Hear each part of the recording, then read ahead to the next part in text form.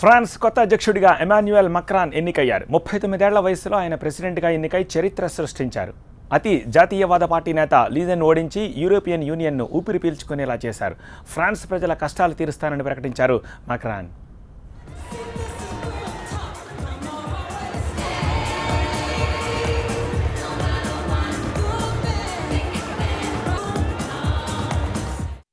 France అధ్యక్షుడిగా ఎన్నికైన Emmanuel Macron కు ఎన్నో ప్రత్యేకతలున్నాయి. ఆయన గెలుపుతో కేవలం ఫ్రాన్స్ ప్రజలే కాదు, యూరోపియన్ యూనియన్ దేశాలు సంబరాలు చేసుకుంటున్నాయి. తాను గెలిస్తే ఫ్రాన్స్ EU నుంచి బయటకు వస్తుందని మెరీన్ లీపెన్ పదే పదే చెప్పారు. కానీ లీపెన్ ఆశలు నెరవేరలేదు. అతి జాతీయవాద నేత లీపెన్ కు గుణపాఠం చెప్పారు ఫ్రాన్స్ ప్రజలు. మాక్రాన్ కు 65% ఓట్లు రాగా లీపెన్ కు 35% ఓట్లు మాత్రమే లభించాయి.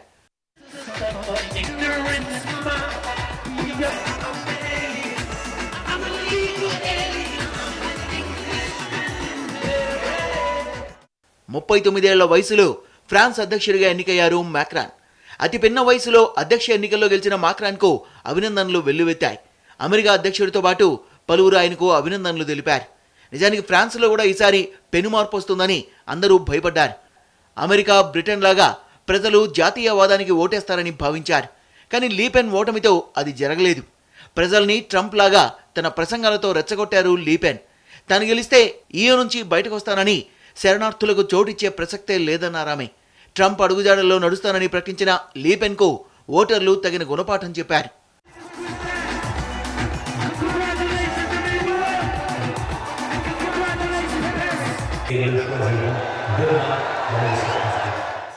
ముప్పై 39 ఏళ్ల మాక్రాన్ గురించి 3 ఏళ్ల క్రితం వరకు కూడా రాజకీయాల్లో ఎవరికీ తెలీదు.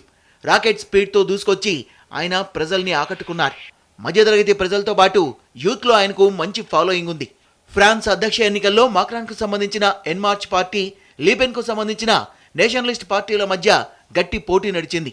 చివరకు విజయం మాక్రాన్కే దక్కింది. అటు సోషలిజానికి, ఇటు జాతీయవాదానికి మధ్య తటస్థంగా తన విధానాన్ని రూపొందించుకున్నారు మాక్రాన్. ఆయన ఎన్నికల్లో గెలుస్తారని ఎవరూ ఊహించలేదు. కానీ రోజు రోజుకు పాపులారిటీ పెరిగింది.